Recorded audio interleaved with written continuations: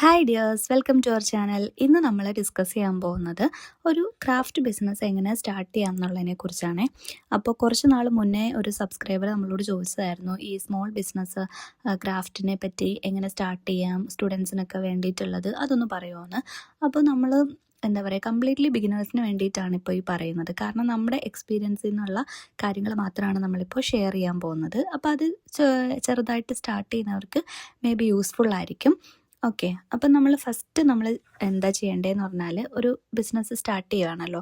So നമ്മൾ തന്നെ മനസ്സിലാക്കുക നമ്മൾ എന്തുകൊണ്ട് സ്റ്റാർട്ട് ചെയ്യുന്നു എന്നുള്ളത് ഫസ്റ്റ് മനസ്സിലാക്കുക. കാരണം നമ്മളൊരു ലോങ് ടൈമിലേക്ക് പോകാനാണ് പ്ലാനെങ്കിൽ നമുക്കറിയാമല്ലോ, നമ്മൾ ഒന്നെങ്കിൽ ഇൻട്രസ്റ്റ് കൊണ്ടായിരിക്കും ചെയ്യുന്നത്, അല്ലെങ്കിൽ നമുക്കൊരു സൈഡ് ബിസിനസ് നമുക്ക് ചെയ്യണം എന്നുള്ള ആഗ്രഹം കൊണ്ടാണ് നമ്മൾ സ്റ്റാർട്ട് ചെയ്യുന്നത്. അപ്പോൾ അത് ഫസ്റ്റ് നമ്മളത് മനസ്സിലാക്കുക, എന്തുകൊണ്ടാണ് നമ്മൾ സ്റ്റാർട്ട് ചെയ്യാൻ പോകുന്നതെന്ന്. കാരണം നമ്മൾ പോകുന്ന സമയത്ത് നമുക്ക് സ്റ്റഡീസ് ഉള്ളവരായിരിക്കാം, അല്ലെങ്കിൽ ജോബ് ചെയ്യുന്നവരായിരിക്കാം. അപ്പം ഫസ്റ്റ് ഇതിൽ നമ്മൾ സ്റ്റാർട്ട് ചെയ്യുന്ന സമയത്ത് നമുക്ക് അതിനൊരു ഐഡിയ ഉണ്ടായിരിക്കണം നമ്മൾ എന്തുകൊണ്ട് ഇത് സ്റ്റാർട്ട് ചെയ്തു എന്നുള്ളത്. കാരണം ലോങ് ടൈമിൽ നമുക്കത് കൊണ്ടുപോകണമെന്നുണ്ടെങ്കിൽ നമ്മൾ അതിന് വേണ്ടിയിട്ട് നമ്മളുടെ സ്റ്റഡീസിൽ, ജോബിൽ ഒക്കെ നമുക്ക് കുറച്ച് ടൈം കിട്ടുന്നത് നമ്മൾ പ്രോപ്പറായിട്ട് മാനേജ് ചെയ്ത് വേണം നമുക്കിത് കൊണ്ടുപോകാനായിട്ട്. അപ്പോൾ നമ്മൾ ഫസ്റ്റ് മനസ്സിലാക്കിയിരിക്കുക നമ്മൾ എന്തുകൊണ്ട് ഇത് സ്റ്റാർട്ട് ചെയ്യുന്നു എന്നുള്ളത്. പിന്നെ നമുക്ക് എന്താണ് നമ്മൾ കൂടുതലായിട്ട് ചെയ്യുന്നത്, അല്ലെങ്കിൽ നമ്മൾ ഏത് കാര്യം ചെയ്യുമ്പോഴാണ് അതിൽ കൂടുതൽ സ്ട്രോങ് ആയിട്ടുള്ള നമ്മുടെ പോയിൻറ്റ്സ് നമ്മൾ മനസ്സിലാക്കുക. സോ നമുക്കിപ്പോൾ ഏതെങ്കിലും പർട്ടിക്കുലർ ഏരിയ ഓഫ് വർക്ക് ചെയ്യുന്നത് നമുക്ക് കൂടുതൽ ഇഷ്ടമായിരിക്കാം. ചിലർക്ക് പെയിൻറ്റിങ് ആയിരിക്കാം. അപ്പം പെയിൻറ്റിങ് റിലേറ്റഡ് ആയിട്ടുള്ള ക്രാഫ്റ്റ് ബിസിനസ്സുകൾ ചെയ്യാം. ഇല്ലെന്നുണ്ടെങ്കിൽ ചിലപ്പോൾ ക്ലേ മോൾഡിങ് ആയിരിക്കാം ചിലരുടെ സ്ട്രോങ് പോയിൻറ്റ്സ്. സോ നമുക്ക് അതറിയാം. അപ്പം നമുക്ക് ആ ഒരു ബേസിക് ആയിട്ടുള്ള ആ ഒരു ഐഡിയ നമ്മളിതാണ് ഫോക്കസ്ഡ് ആയിട്ടുള്ളതെന്ന് അറിയാം. പ്ലസ് നമുക്ക് ബാക്കിയുള്ള ഐറ്റംസ് ട്രൈ ചെയ്യാം. അപ്പോൾ നമ്മൾ അതും കൂടി ശ്രദ്ധിക്കുക. ഇനി നമ്മൾ ബിഗിനേഴ്സ് ആയതുകൊണ്ട് തന്നെ നമ്മൾ ചെറിയ ചെറിയ കാര്യങ്ങളിൽ നിന്ന് സ്റ്റാർട്ട് ചെയ്യാം. നമുക്കിപ്പം ചെറിയ ബിസിനസ് എന്ന് പറയുമ്പോഴത്തേക്ക് ഫോട്ടോ ഫ്രെയിമിങ്, അല്ലെങ്കിൽ കാർഡ്, ലെറ്റേഴ്സ് ഒക്കെ ഡിസൈൻ ചെയ്യുന്നത്, അല്ലെങ്കിൽ ആൽബംസ് ചെയ്യുന്നത്, ഇല്ലെങ്കിൽ പോളറോയിഡ്സ് ഒക്കെ ആകുമ്പോഴത്തേക്ക് നമുക്കൊരു സ്മോൾ സ്കെയിലിൽ ഫസ്റ്റ് സ്റ്റാർട്ട് ചെയ്യാൻ പറ്റുന്ന കുറച്ച് ഐറ്റംസ് ആണ്. ഇല്ലെങ്കിൽ നമുക്ക് ഹാമ്പേഴ്സ് ആയാലും, ഇപ്പോൾ എല്ലാം നമുക്ക് മിനി ഹാമ്പേഴ്സ് അങ്ങനത്തെ കാര്യങ്ങളൊക്കെ നമുക്ക് ഫസ്റ്റ് സ്റ്റാർട്ട് ചെയ്യാവുന്നതാണ്. ഒരു വർക്ക് നമ്മൾ ചെയ്യാൻ തുടങ്ങുമ്പോഴത്തേക്ക് നമുക്ക് ഫസ്റ്റ് തിങ് എന്ന് പറയുന്നത് റോ മെറ്റീരിയൽസ് ആണ്. റോ മെറ്റീരിയൽസ് എന്ന് പറയുമ്പോൾ നമ്മൾ ബൾക്കായിട്ട് അതിലേക്ക് ഇൻവെസ്റ്റ് ചെയ്യാണ്ട് നമ്മൾ കുറച്ച് രീതിയിലാണല്ലോ ചെയ്യുന്നത്. സോ നമ്മൾ മിനിമലായിട്ട് കുറച്ച് തിങ്സ് മാത്രം, നമുക്ക് അത്ര അത്യാവശ്യമുള്ള സാധനങ്ങൾ മാത്രം വാങ്ങിയിട്ട് അത് ചെയ്യാൻ നോക്കുക. ഫോർ എക്സാമ്പിൾ, നമ്മൾ ഫോട്ടോ ഫ്രെയിമിംഗ് ആണ് ചെയ്യാൻ പോകണമെങ്കിൽ നമ്മൾ കുറഞ്ഞ റേറ്റിൽ എവിടെ കിട്ടും എന്നുള്ളത് ഫസ്റ്റ് അന്വേഷിച്ച് മനസ്സിലാക്കി അത് വാങ്ങിച്ചതിന് ശേഷം അതിൽ നമ്മളുടെ തന്നെ മോഡൽസ് ചെയ്തിട്ട് നമ്മളത് നോക്കുക. അത് 1-2 മോഡൽസ് നമ്മളുടെ തന്നെ ചെയ്തിട്ട് മോഡൽസ് ക്രിയേറ്റ് ചെയ്യാം. അങ്ങനെ നമുക്കൊരു ഒരു മോഡൽ ഉണ്ടാക്കി വെക്കാൻ പറ്റും നമുക്ക് നാളെ ഒരു കസ്റ്റമറിനെ കാണിക്കാൻ വേണ്ടിയിട്ട്. അപ്പോൾ അതും നമ്മൾ എന്ത് ചെയ്യുക, ബൾക്കായിട്ടൊന്നും പർച്ചേസ് ചെയ്യാൻ പാടില്ല, കുറച്ച് മാത്രം വാങ്ങുക. അതുപോലെ തന്നെ നമുക്ക് നല്ല ഫോട്ടോസ് എടുക്കാൻ വേണ്ടിയിട്ട് നമ്മൾ നമ്മുടെ വീട്ടിൽ തന്നെ അവൈലബിൾ ആയിട്ടുള്ള ബാക്ക്ഗ്രൗണ്ട്സിൽ വെച്ച് തന്നെ എടുക്കാൻ നോക്കുക. അതിന് വേണ്ടിയിട്ടും കൂടുതലായിട്ട് നമ്മൾ പർച്ചേസ് ചെയ്യാൻ പാടില്ല. ഓക്കെ, ഫസ്റ്റ് തന്നെ നമ്മൾ അഫോർഡബിൾ വെൻഡേഴ്സിനെ കണ്ടുപിടിച്ച് വാങ്ങിക്കുന്നതിനോടൊപ്പം തന്നെ നമ്മൾ വാങ്ങിക്കുന്ന പ്രോഡക്റ്റിന് നല്ല ക്വാളിറ്റി ഉണ്ടായിരിക്കണം. കാരണം നമ്മൾ കസ്റ്റമേഴ്സിന് കൊടുക്കാൻ പോവാണ്. സോ നമ്മൾ കസ്റ്റമേഴ്സിന് നല്ല പ്രോഡക്റ്റ് അഫോർഡബിൾ ആയിട്ടുള്ള റേഞ്ചിൽ കൊടുത്താൽ മാത്രമേ കസ്റ്റമേഴ്സിനൊരു ട്രസ്റ്റ് ഉണ്ടാവുള്ളൂ. അതുമല്ല, നാളെ നമുക്ക് കസ്റ്റമേഴ്സ് തിരിച്ചു വന്ന് അവർക്ക് വേറെ എന്തെങ്കിലും വേണമെന്നുണ്ടെങ്കിൽ നമ്മുടെ അടുത്തൊന്നും തന്നെ പർച്ചേസ് ചെയ്യണമെന്നുണ്ടെങ്കിൽ നമ്മൾ നല്ല ക്വാളിറ്റിയിൽ തന്നെ കൊടുക്കുക. അപ്പോൾ ഫസ്റ്റ് ഇതാണ് നമ്മൾ റോ മെറ്റീരിയൽസ് വാങ്ങുമ്പോൾ ശ്രദ്ധിക്കേണ്ട കാര്യങ്ങൾ. നെക്സ്റ്റ് നമുക്ക് ഈ തിങ്സ് ഉണ്ടാക്കണമല്ലോ. മേക്കിങ്ങിൽ നമ്മൾ ചെയ്യേണ്ടതെന്ന് പറഞ്ഞാൽ, നമുക്ക് എന്തായാലും നമ്മൾ ട്രൈ ചെയ്യുന്ന ഐറ്റംസ് അല്ലെങ്കിൽ നമ്മളുടെ ഏരിയ ഓഫ് ഇൻട്രസ്റ്റിലായിരിക്കും നമ്മൾ തിങ്സ് ചെയ്യുന്നത്. സോ അത് നല്ല പെർഫെക്റ്റ് ആയിട്ട് നല്ല ഫിനിഷിങ്ങിൽ ചെയ്യാൻ നോക്കുക. നമ്മുടെ മാക്സിമം എഫേർട്ട് എടുത്തിട്ട് തന്നെ അത് ചെയ്യുക സിൻസിയറായിട്ട്. അപ്പം അതിന് നമ്മൾ കുറേ ടൈം ചിലപ്പോൾ എടുക്കേണ്ടി വന്നേക്കാം, അല്ലെങ്കിൽ നമ്മുടെ കയ്യിൽ നിന്ന് നമ്മൾ എമൗണ്ട് ഇട്ടിട്ടായിരിക്കും അത് ചെയ്യുന്നത്. സോ ഫസ്റ്റ് ഒരു ടൈമിലൊന്നും നമ്മളത് നോക്കാൻ പാടില്ല. നമ്മളത് ഏറ്റവും ബെസ്റ്റ് വർക്ക് ആക്കാൻ വേണ്ടി മാത്രമേ നമ്മൾ നോക്കാവുള്ളൂ. എന്നാൽ മാത്രമേ നമ്മൾ നല്ല തിങ്സാണ് കൊടുക്കുന്നത് എന്നുള്ള ഒരു ഇത് വരത്തുള്ളൂ. അല്ലെന്നുണ്ടെങ്കിൽ നമ്മൾക്ക് ഇത്ര എമൗണ്ടിനാണ് നമ്മൾ വർക്ക് പറഞ്ഞത് അതേ ചെയ്യുള്ളൂ. അങ്ങനെയൊന്നും നമ്മൾ വിചാരിച്ചിരിക്കാൻ പാടില്ല.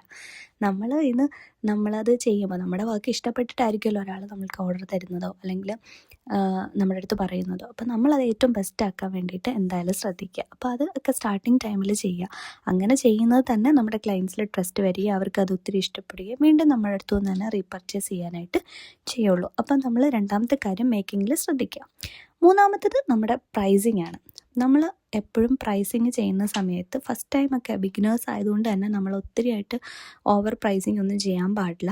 നമ്മൾ മിനിമം നമ്മളെ റോ മെറ്റീരിയൽസിന് ആയിട്ടുള്ള ചാർജ് പ്ലസ് നമ്മളിടുന്ന ഒരു എഫേർട്ട് പിന്നെ ഒരു മിനിമം ഓഫ് പ്രോഫിറ്റ് മാത്രമേ നമ്മൾ നോക്കാവുള്ളൂ. അങ്ങനെ നമ്മൾ പ്രൈസ് ചെയ്യണം.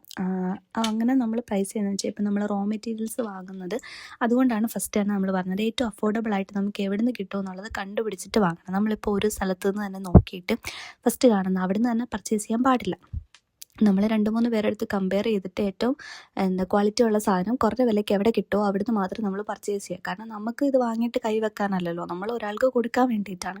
സോ അപ്പോൾ നമ്മൾ കൊടുക്കുമ്പോൾ നമ്മൾ കൊടുക്കുന്നത് ഓവർ പ്രൈസിങ് ആവാതിരിക്കാൻ വേണ്ടി നമ്മൾ ഈ ഫസ്റ്റ് നമ്മുടെ റോ മെറ്റീരിയൽസ് പർച്ചേസ് ചെയ്യുന്ന ടൈം തൊട്ട് നമ്മൾ ശ്രദ്ധിച്ചു കഴിഞ്ഞാൽ ഓക്കെയാണ്. പിന്നെ നമ്മൾ നമുക്കത് എങ്ങനെ അത് അവൈലബിൾ ആവുമോ എന്നുള്ളത്, അതായത് നമ്മളിപ്പോൾ പോയി അത് വാങ്ങുന്നുണ്ടോ അല്ലെങ്കിൽ കൊറിയർ ആയിക്കോ, അപ്പം നമുക്ക് അതൊക്കെ എക്സ്പെൻസ് ആവുന്നതാണ്. സോ നമ്മൾ അതിൻ്റെ കാര്യത്തിൽ ഫസ്റ്റ് തന്നെ ശ്രദ്ധിക്കാം. ഇനി നമ്മൾ ചെയ്യേണ്ടുന്നത് സെയിൽസാണ് അടുത്തത്. അതായത് നമുക്ക് പ്രൈസിങ്ങും കഴിഞ്ഞാൽ പിന്നെ നമ്മൾ സെല്ലിംഗ് ആണ്. ഈ പ്രൊഡക്റ്റ് എങ്ങനെ സെല്ല് ചെയ്യാം, അതാണ് നമ്മുടെ ഏറ്റവും ഇമ്പോർട്ടൻ്റ് ആയിട്ടുള്ള ഒരു കാര്യം എന്ന് പറയുന്നത്.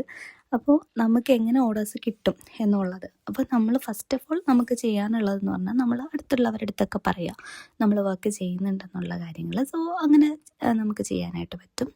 പിന്നെ അതുപോലെ തന്നെ നമുക്ക് ഈ നമ്മുടെ ഫ്രണ്ട്സ് ആൻഡ് റിലേറ്റീവ്സിനൊക്കെ എന്തെങ്കിലും ഒക്കേഷൻസൊക്കെ ഉള്ളപ്പോഴത്തേക്ക് നമുക്കിതൊക്കെ ഗിഫ്റ്റ് ചെയ്യാം. അപ്പോൾ അവർക്കെല്ലാം അറിയാൻ പറ്റും നമ്മളിങ്ങനത്തെ കാര്യങ്ങൾ ചെയ്യുന്നുണ്ട്, സ്റ്റാർട്ട് ചെയ്തിട്ടുണ്ടെന്നുള്ളത്. പിന്നെ നമുക്ക് സോഷ്യൽ മീഡിയാസിൽ, അതായത് വാട്സപ്പ്, ഇൻസ്റ്റ, യൂട്യൂബ് പോലുള്ള സോഷ്യൽ മീഡിയാസിൽ നമുക്ക് പോസ്റ്റ് ചെയ്യാവുന്നതാണ്. അപ്പോൾ ഏറ്റവും പവർഫുൾ ആയിട്ടുള്ളത് സോഷ്യൽ മീഡിയ തന്നെയാണ്. ഓക്കെ, അപ്പോൾ നമ്മൾ സോഷ്യൽ മീഡിയ പ്ലാറ്റ്ഫോംസിനെ പറ്റി പറയുമ്പോഴത്തേക്കും വാട്സപ്പ്, ഇൻസ്റ്റ അതൊക്കെ ഓക്കെയാണ്. ഇൻസ്റ്റയിൽ നമ്മൾ പോസ്റ്റ് ഇടുന്നു, നമ്മൾ നന്നായിട്ട് വർക്ക് ചെയ്തതിന് ശേഷം അതിൻ്റെ നല്ല ഫോട്ടോ എടുക്കുന്നു, നല്ലതുപോലെ എഡിറ്റ് ചെയ്യുന്നു, അതിനുശേഷം നമ്മൾ പോസ്റ്റ് ചെയ്യുന്നു, പിന്നെ നമ്മൾ റീൽസ് ഇടുന്നു, ഫ്രണ്ട്സിനൊക്കെ അയച്ചു കൊടുക്കുന്നു, അതൊക്കെ ഓക്കെയാണ്. ബട്ട് എനിക്ക് കൂടുതലായിട്ടും തോന്നിയത് നമുക്ക് ചെറുതാണെങ്കിലും ഒരു യൂട്യൂബ് ചാനൽ സ്റ്റാർട്ട് ചെയ്യുന്നത് ഇമ്പോർട്ടൻ്റ് ആണ്. നമ്മൾ അതിൽ കൂടുതലായിട്ട് വീഡിയോസ് ഷെയർ ചെയ്യുമ്പോഴാണ് നമ്മുടെ അൺനോൺ ആയിട്ടുള്ള കുറച്ച് ആൾക്കാരിലേക്ക് ഈ ഒരു സംഭവം എത്തുന്നതും അതുപോലെ അവർ നമ്മളെ കോണ്ടാക്ട് ചെയ്യാനുള്ള ചാൻസ്. എൻ്റെ ഒരു എക്സ്പീരിയൻസിൽ നിന്ന് അതാണ് കേട്ടോ എനിക്ക് പറയാനുള്ളത്. പിന്നെ നമ്മൾ നല്ല ഫോട്ടോസും വീഡിയോസും ഒക്കെ ഷോക്കേസ് ചെയ്യുന്ന സമയത്ത് നമുക്ക് ഓൾറെഡി നമുക്കൊരു മോഡൽ ആവുകയാണ്. അതുപോലെ തന്നെ നമുക്ക് വീണ്ടും കസ്റ്റമേഴ്സ് കോണ്ടാക്ട് ചെയ്യുന്ന സമയത്ത്, എൻക്വയറി വരുന്ന സമയത്ത് ഇതൊക്കെ കാണിച്ചു കൊടുക്കാനും ഇതേ രീതിയിൽ അവർക്കൊരു റെഫറൻസ് ആയിട്ട് വെച്ചിട്ട് നമുക്ക് ഓർഡേഴ്സ് തരാനും ഹെൽപ്ഫുള്ളായിരിക്കും. അപ്പോൾ നമ്മൾ ഇതെല്ലാം സെറ്റ് ചെയ്തതിന് ശേഷം നമ്മൾ കൊറിയർ ചെയ്യുമല്ലോ. സോ നമ്മൾ നമുക്ക് കൺവീനിയൻ്റ് ആയിട്ടുള്ള ഒരു കൊറിയർ സർവീസ് കണ്ടുപിടിക്കേണ്ടത് ഇമ്പോർട്ടൻ്റ് ആണ്, നമ്മളിതൊക്കെ ആൾക്കാരിലേക്ക് ഡെലിവർ ചെയ്യാൻ വേണ്ടിയിട്ട്.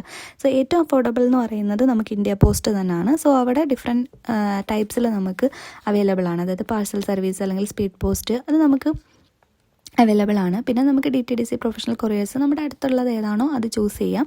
അവിടെയും നമ്മൾ അഫോർഡബിൾ ആയിട്ട് നമുക്ക് സ്യൂട്ടാവുന്ന രീതിയിൽ കണ്ടുപിടിക്കുക. ഓക്കെ, ദെൻ നമ്മൾ ഒരു ഐറ്റം ഡിസ്പാച്ച് ചെയ്ത് കഴിഞ്ഞാൽ നമ്മൾ എന്ത് ചെയ്യുക, കസ്റ്റമറിനെ കോണ്ടാക്ട് ചെയ്യുക. അതുപോലെ തന്നെ കസ്റ്റമറിന് ഫുൾ ട്രാക്കിങ്ങിനുള്ള ഫെസിലിറ്റീസ് ഒക്കെ പ്രൊവൈഡ് ചെയ്യുക. അവസാനം നമ്മൾ റിവ്യൂവും കൂടി അവരുടെ അടുത്തു നിന്ന് വാങ്ങിക്കുക, റിവ്യൂ ഫീഡ്ബാക്കും കൂടി വാങ്ങിക്കുക. ഓക്കെ, നമ്മൾ വൺസ് ഡിസ്പാച്ച് ചെയ്ത് പിന്നെ നോക്കാതിരിക്കരുത്. ദെൻ അവരുടെ കയ്യിൽ എത്തി അതിൻ്റെ റിവ്യൂ ഷെയർ ചെയ്യുന്നത് വരെ നമ്മൾ കസ്റ്റമറുമായിട്ടൊരു കോണ്ടാക്റ്റ് മെയിൻറ്റെയിൻ ചെയ്യുന്നതാണ്.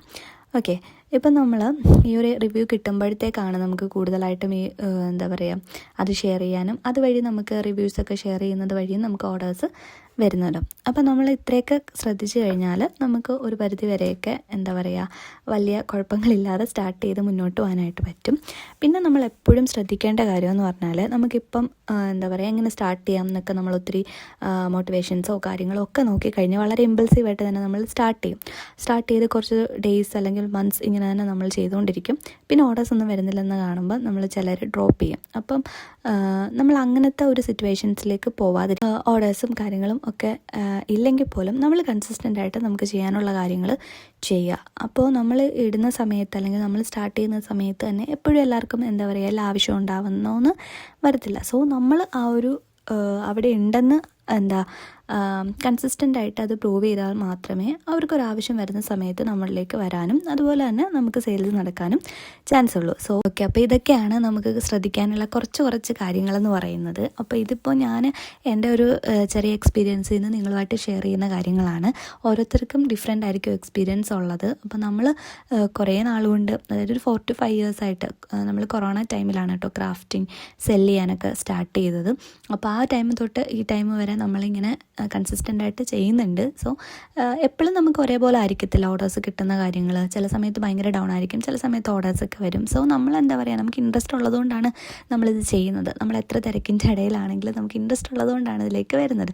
സോ ആ ഇൻട്രസ്റ്റ് ഉണ്ടെങ്കിൽ നമുക്ക് എപ്പോഴും നമുക്കിതിൽ തന്നെ ഇങ്ങനെ നിൽക്കാനായിട്ട് പറ്റും. അപ്പം ഇങ്ങനെ ക്രാഫ്റ്റ് സ്റ്റാർട്ട് ചെയ്യാനുള്ള ഇൻട്രസ്റ്റിലിരിക്കുന്നവരൊക്കെ നന്നായിട്ട് എന്താ പറയുക, ഒരു നല്ലൊരു ഇതിൽ സ്റ്റാർട്ട് ചെയ്യുക, കൺസിസ്റ്റൻ്റ് ആയിട്ട് നിൽക്കുക, സക്സസ് ആവും.